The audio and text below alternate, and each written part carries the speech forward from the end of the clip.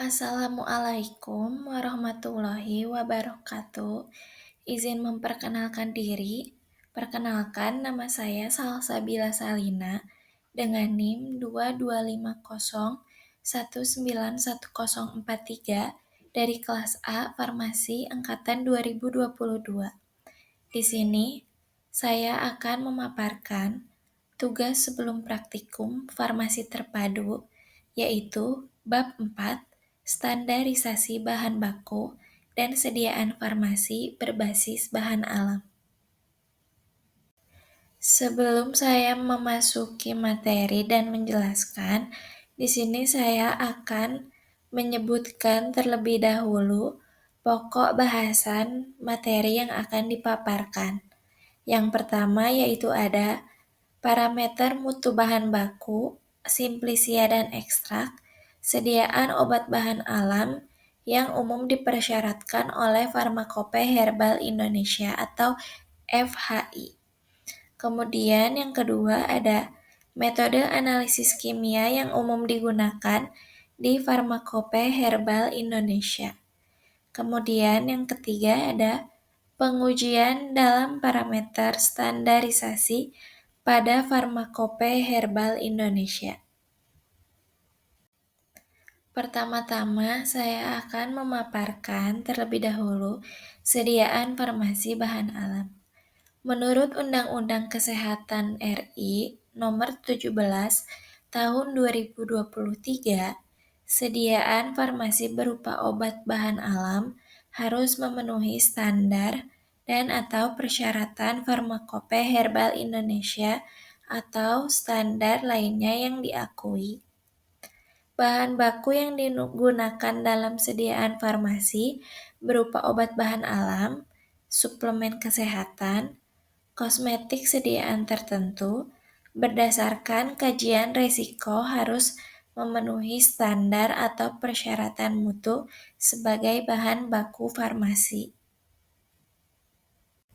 Kemudian di sini obat bahan alam digolongkan menjadi yang pertama ada jamu, yang kedua ada obat herbal terstandar atau OHT, yang ketiga ada fitofarmaka, dan yang keempat ada obat yang lainnya. Kemudian di sini saya akan masuk untuk memaparkan standarisasi dari Simplisia. Standarisasi Simplisia merupakan serangkaian pengujian dan prosedur untuk menjamin mutu, keamanan, dan khasiat Simplisia bahan alam obat sebagai bahan baku produk obat. Proses ini meliputi parameter yang pertama, organoleptik atau yang disebut dengan uji fisik. Kemudian kimia, yaitu ada kadar air, kadar abu, kadar sari, dan kandungan senyawa aktif. Tujuannya adalah untuk menghasilkan produk bahan alam yang bermutu, konsisten, dan aman dikonsumsi oleh konsumen. Standarisasi Simplisia ini menjamin kualitas bahan baku obat, bahan alam, sehingga terjamin juga keamanan dan khasiatnya. Kemudian, parameter standarisasi yang tercantum dalam Farmakope Herbal Indonesia atau FHI. Yang pertama ada parameter spesifik. Di parameter spesifik, identitas Simplisia merupakan parameter spesifik yang tercantum dalam FHI atau Farmakope Herbal Indonesia yang meliputi pemerian atau organoleptis, atau ciri makroskopis dan ciri mikroskopis. Nama Latin dari senyawa identitas yang diidentifikasi menggunakan kromatografi lapis tipis. Kemudian, parameter non-spesifik, yaitu di parameter non-spesifik untuk Simplisia meliputi penetapan kadar air dan susut pengeringan yang dipersyaratkan tidak lebih dari 10% kadar abu total dan kadar abu tidak larut asam. kadar sari larut air dan larut etanol, serta kadar kandungan kimia. Nah, di sini standarisasi perlu dilakukan juga terhadap produk jadi dari obat bahan alam.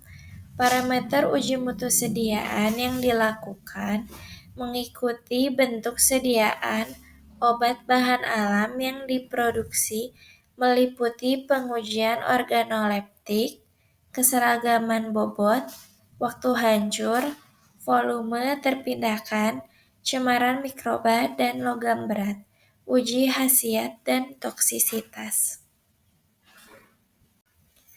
Kemudian di sini parameter mutu bahan baku atau simplisia dan ekstrak, sediaan obat bahan alam yang umum dipersyaratkan oleh Farmakope Herbal Indonesia atau FHI. Farmakope Herbal Indonesia merupakan buku standar nasional di bidang farmasi yang memuat persyaratan mutu untuk simplisia atau bahan baku dari tumbuhan obat yang telah dikeringkan. Kemudian ekstrak, sebagai bahan baku obat tradisional, persyaratan mutu ini dibagi menjadi 3 kategori utama, yaitu parameter standar umum, parameter standar spesifik, dan parameter kimia. Kemudian, di sini, simplisia sebagai bahan baku obat herbal harus memenuhi persyaratan monografi yang ditetapkan dalam Farmakope Herbal Indonesia atau Materia Medica Indonesia yang disebut dengan MMI. Jika belum dimonografi di FHI yang meliputi yang pertama yaitu parameter standar umum atau non-spesifik. Parameter ini menguji mutu simplisia secara umum yang tidak berkaitan langsung dengan efek farmakologi, tetapi lebih ke aspek keamanan, kebersihan, dan stabilitas. Yang pertama yaitu ada susut pengeringan. Susut pengeringan menetapkan besarnya kandungan air dan zat menguap lainnya yang hilang pada pemanasan tertentu. Ini penting untuk meminimalisasi risiko pertumbuhan mikroorganisme dan menjaga stabilitas simplisia. Umumnya, dipersyaratkan tidak lebih dari batasan tertentu, misalnya tidak lebih dari 10%. Kemudian ada kadar air, yaitu menetapkan presentasi air dalam simplisia. Parameter ini sering dianggap sama dengan susut pengeringan, tetapi lebih fokus pada kandungan air. Kadar air yang tinggi dapat mempercepat kerusakan simplisia. Kemudian yang ketiga ada kadar abu total, yaitu kadar abu total mengukur sisa zat anorganik atau mineral yang tidak menguap setelah pembakaran sempurna pada suhu tinggi. Kadar abu yang tidak dapat mengindikasikan kontaminasi atau proses pasca panen yang kurang baik seperti tanah yang berlebihan. Kemudian ada kadar abu larut asam, tidak larut asam, yaitu mengukur sisa abu yang tidak larut dalam larutan asam klorida encer. Yaitu parameter ini secara spesifik mengindikasikan tingkat kontaminasi silikat atau pasir atau tanah. Kemudian selanjutnya ada kadar sari larut air. Kadar sari larut air mengukur jumlah kandungan senyawa yang dapat larut dalam air. Parameter ini memberikan gambaran tentang senyawa aktif maupun inaktif yang dapat terekstrak dengan pelarut air. Kemudian ada kadar sari larut etanol, yaitu kadar sari larut etanol mengukur jumlah kandungan senyawa yang dapat larut dalam etanol. Parameter ini memberikan gambaran tentang senyawa yang bersifat larut lemak atau semipolar yang dapat terekstrak dengan pelarut etanol.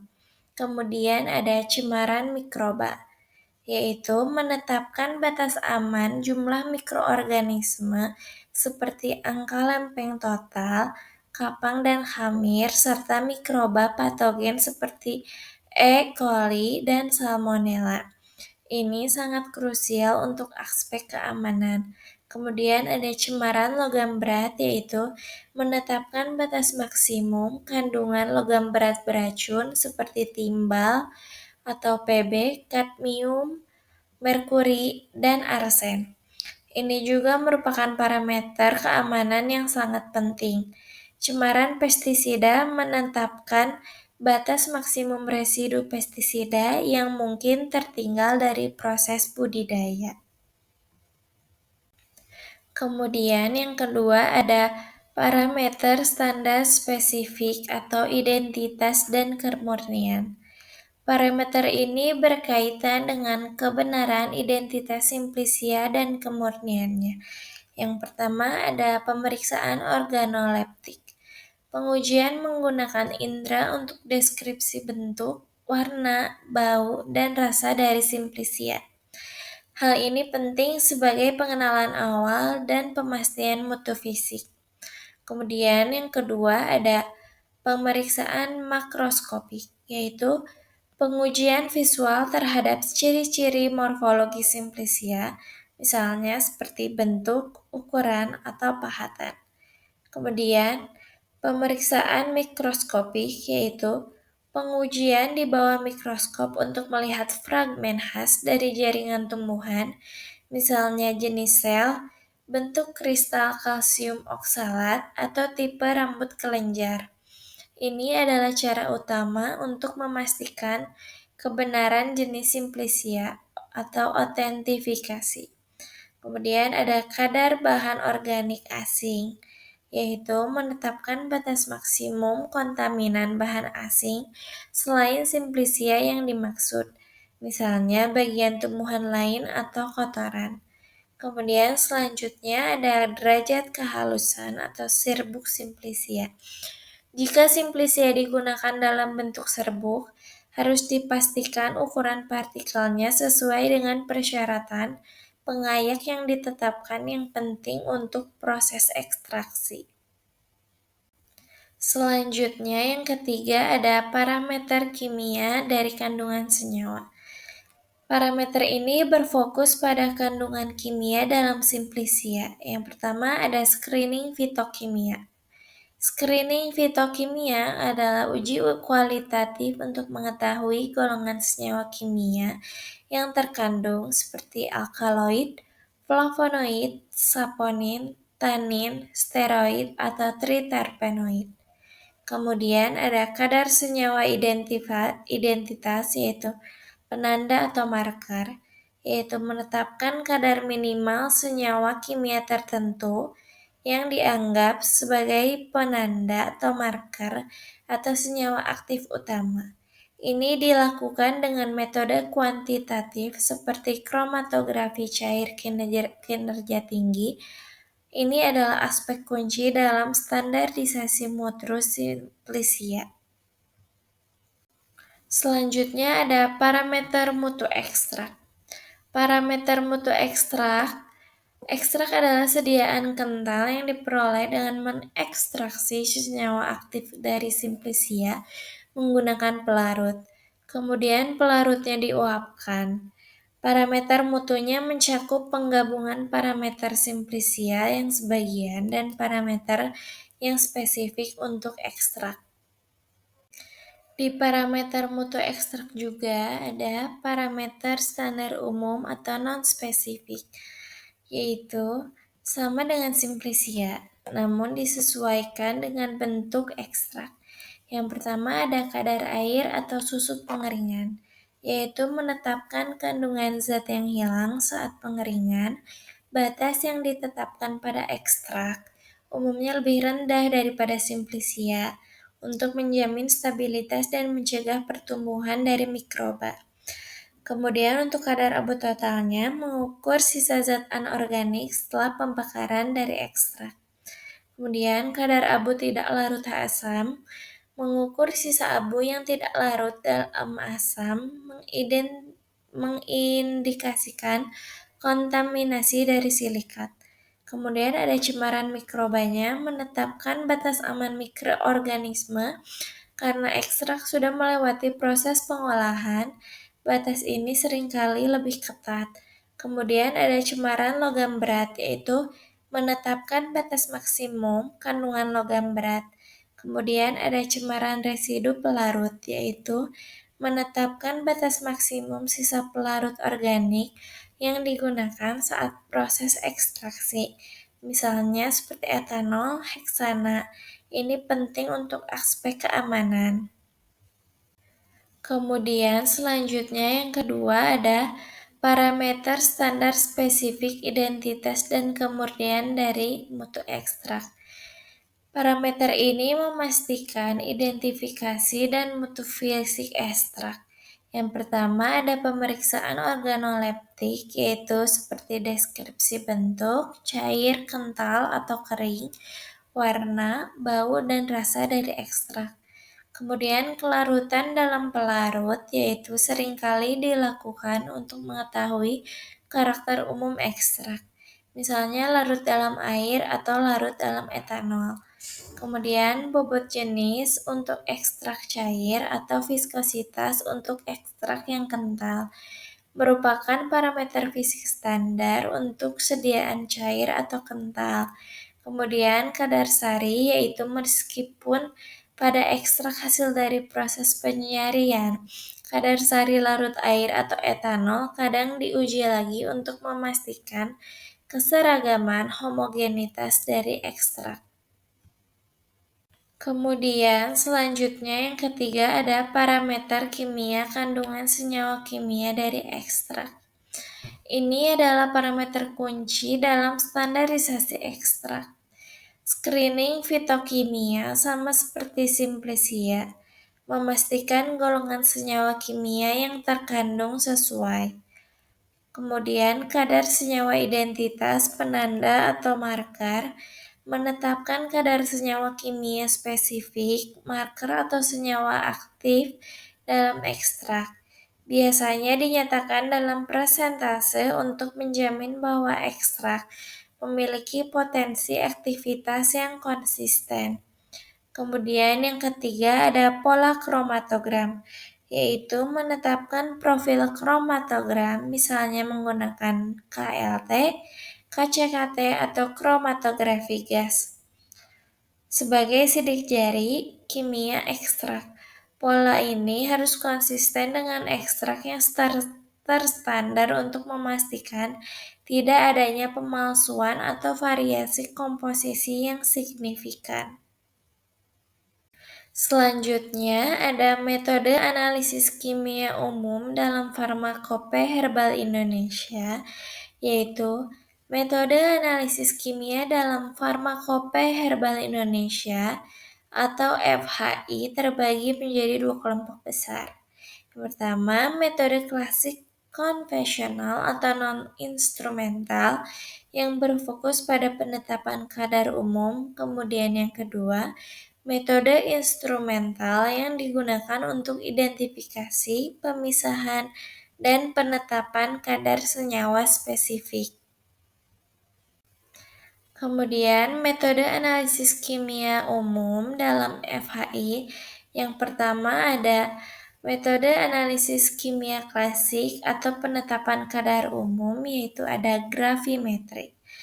Prinsip utama dari gravimetri adalah pengukuran berat suatu zat setelah dipisahkan dari komponen lain. Biasanya melalui proses pemisahan yang menghasilkan zat dengan bobot yang konstan, yaitu penetapan susut pengeringan dan kadar air dilakukan dengan memanaskan simplicia atau ekstrak pada suhu tertentu hingga bobotnya menjadi konstan. Selisih bobot sebelum dan sesudah pengeringan digunakan untuk menghitung presentase zat yang hilang atau air dan zat menguap. Kemudian ada penetapan kadar abu, total dan tidak larut asam. Simplicia atau ekstrak dibakar sempurna pada suhu tinggi atau pemijaran hingga semua materi organik terdestruksi dan menguap, meninggalkan sisa mineral anorganik atau abu total yang diperoleh kemudian dididihkan dengan larutan asam klorida encer untuk mengukur fraksi anorganik yang tidak larut, abu tidak larut asam, yang merupakan indikasi kontaminasi tanah atau silikat. Kemudian penetapan kadar sari larut air dan etanol yaitu Simplicia diekstraksi menggunakan air atau etanol dengan waktu yang ditetapkan, filtrat yang diperoleh kemudian diluapkan hingga kering dan dipanaskan hingga bobot tetap. Bobot residu kering yang diperoleh merupakan kadar senyawa yang dapat terekstrak oleh pelarut tersebut. Kemudian yang kedua ada destilasi. Metode ini digunakan secara spesifik untuk menetapkan kadar minyak atsiri dalam Simplicia. Penetapan kadar minyak atsiri dilakukan dengan metode destilasi uap atau destilasi air menggunakan alat khusus, misalnya alat Denstark atau sejenisnya. Sampel direbus, uap air akan membawa komponen minyak atsiri. Uap campuran ini didinginkan dan minyak atsiri akan terpisah dari dalam alat penampung karena perbedaan massa jenis sehingga volumenya dapat diukur secara langsung. Kemudian yang kedua ada metode analisis kimia instrumental atau pemisahan dan kuantifikasi senyawa spesifik. Yang pertama ada kromatografi lapis tipis. KLT merupakan teknik kromatografi yang paling umum digunakan dalam FHI untuk identifikasi dan sidik jari atau fingerprint kimia. Prinsipnya, pemisahan terjadi pada fase diam, misalnya silika gel yang dilapiskan pada pelat atau kaca aluminium berdasarkan perbedaan daya serap atau adsorpsi dan kelarutan senyawa. Fase gerak atau campuran pelarut akan merambat naik membawa komponen sampel. Kemudian aplikasinya digunakan untuk identifikasi senyawa yaitu membandingkan nilai faktor retensi dan profil noda sampel dengan standar pembanding, yaitu yang kedua pola kromatogram atau sidik jari yaitu menetapkan pola pemisahan spesifik ekstrak, pola noda yang konsisten, menjamin keseragaman mutu kimia antar batch produk. Selanjutnya ada kromatografi cair kinerja tinggi atau KCKT. KCKT atau High Performance Liquid Chromatography adalah teknik kromatografi yang sangat sensitif dan presisi. Digunakan sebagai metode utama untuk penetapan kadar kuantitatif senyawa identitas atau marker atau senyawa aktif, yaitu prinsip pemisahan terjadi dalam kolom baja tekanan tinggi yang berisi fase diam, misalnya C18. Fase gerak atau cairan dialirkan melalui kolom dengan tekanan tinggi. Senyawa yang keluar dari kolom akan dideteksi oleh detektor, umumnya UV visible atau dioda array detector. Aplikasinya digunakan untuk yang pertama, penetapan kadar senyawa identitas, mengukur secara akurat konsentrasi senyawa tertentu, misalnya kadar kurkuminoid dalam ekstrak temulawak, dengan membandingkan luas area puncak sampel terhadap standar pembanding. Kemudian uji kemurnian yaitu mendeteksi adanya pengotor yang mungkin tidak terdeteksi oleh KLT. Selanjutnya yang ketiga ada kromatografi gas atau GISI. Kromatografi gas digunakan khusus untuk analisis senyawa yang mudah menguap atau dapat diubah menjadi senyawa yang mudah menguap seperti minyak atsiri. Prinsipnya, pemisahan terjadi dalam kolom kapiler yang sangat panjang. Fase gerak adalah gas inert, misalnya helium. Sampel diuapkan di injektor dan dibawa oleh gas pembawa melalui kolom.